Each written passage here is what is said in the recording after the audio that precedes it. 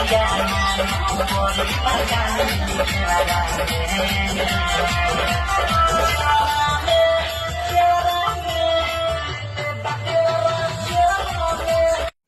हम बता दी गोपालगंज वाला लोग के लेके ऑर्केस्ट्रा के लेके खुशखबरी बा।